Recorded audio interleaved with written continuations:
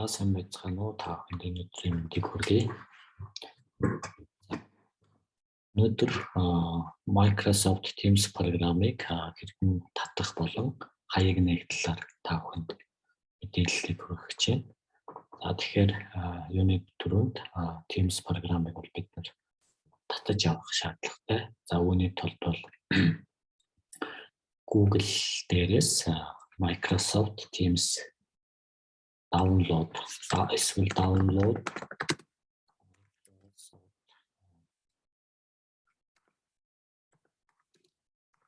Teams гэж бичээд хайхаар Microsoft-ийн албан ёсны веб хаяг Microsoft.com гэсэн хэсэг бол хайлтын хамгийн ихэнд гарч ирнэ. За энэ хэсэг дээрээс бид нар дарахаар download for desktop, download for mobile гэсэн ийм хоёр сонголт байж байгаа.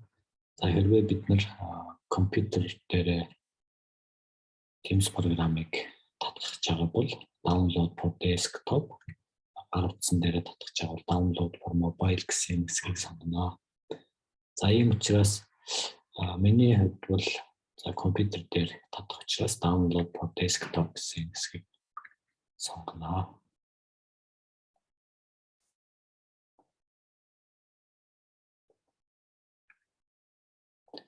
Ерөнхийдөө Teams программын маань install татагдсны дараагаар install-ыг ажиллуулахаар 1-2 асуулт асуугаад компьютер дээр бүрэн суудаг гэж байгаа. Миний компьютер дээр Teams програм маань суудсан байгаа учраас би энэ хэсгийг алгасаад Teams программыг миний хаягийг хэрхэн яаж нээх талаар мэдээлэл өгье. Дараагийн хэсэгт.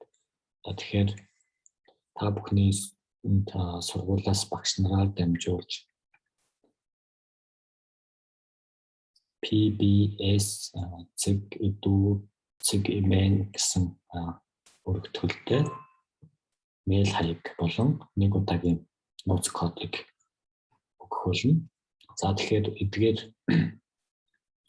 нэг удаагийн нууц үг болон мэйл хаягийг ашиглаж Teams програм тавьдана.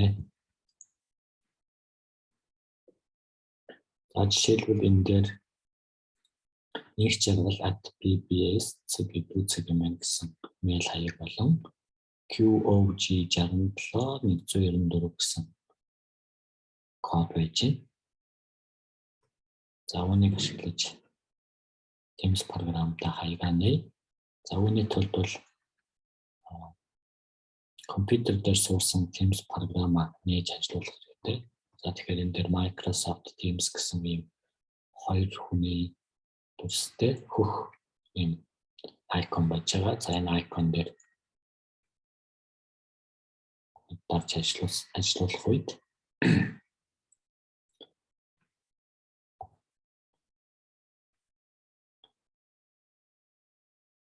за иймэрхүү sign-in гэсэн цонх гарч ирдэг.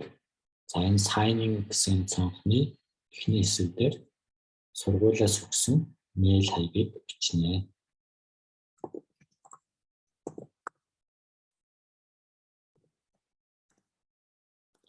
Зарим оюутнууд маань зөвхөн @-аас урагшаа буюу жишээлбэл өөрийнхөө нэр эсвэл оюутны кодыг бичдэг. Энэ хэсэг дээр бол @-аас өөрийн нэр тэгээд @-аас хойшоо PBS edu.cgmail гэсэн хэсгийг хүртэл бүрэн сайн гүйцэд бичих хэрэгтэй. Хэрвээ та ямар нэгэн байдлаар мэйл хаягаа буруу бичсэн бол амжилтгүй болно. Teams програм маань таны хаяг бүртгүүлгүй байна гэх мэт мэдээллүүдийг харуулж байна. За мэйл хаягаа бүрэн оруулсны дараагаар next чиг дарна. За next чиг дарсны дараагаар enter password гэсэн цонх гарч ирнэ. За энэ цонхон дээр сургуулиас өгсөн кодыг оруулна. За Энэ удаад бол Q үсэг нь томоор тэгээд OG 67 194 гэсэн юм кодыг бичих нэ.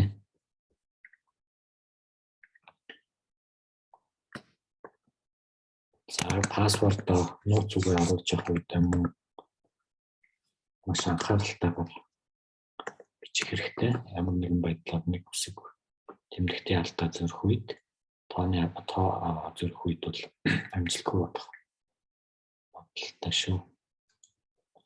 За сайн тавчийг дарахаар 3 удаа шинэ нууц үг бичих юм цонх бүхий цонх гарч ирнэ.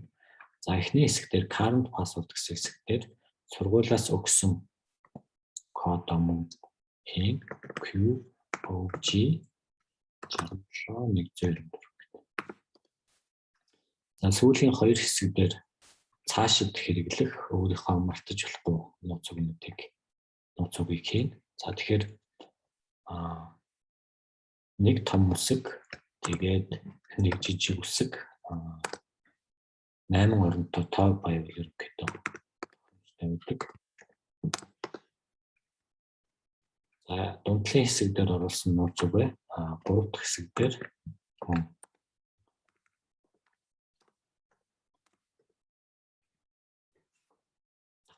нэ. За тэгээд sign-in тавчийг дарна. Sign-in тавчийг дарсны дараагаар help us protect your account буюу таны хаягийг хамгаалах аюулгүй байдалтай холбоотой асуулга гарч ирж байна. За үүнийг next гэсэн тавчийг дарна.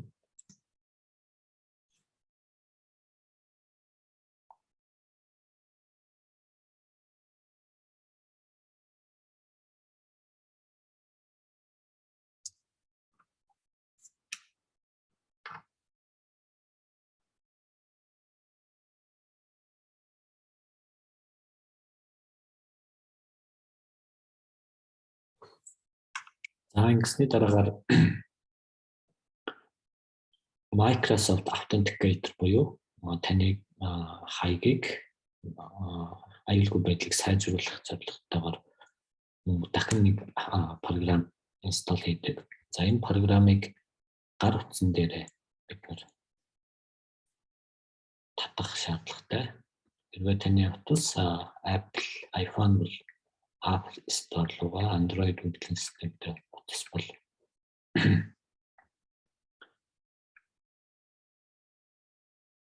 Google Play Store руугаа орж Microsoft Authenticator гэж бичнэ. За энэ дээр бичээ.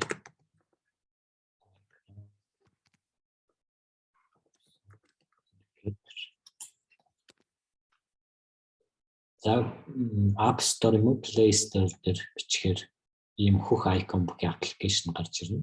За энэ аппликейшнийг бид татаж авнаа гар утсан дээр. За үүний дараагаар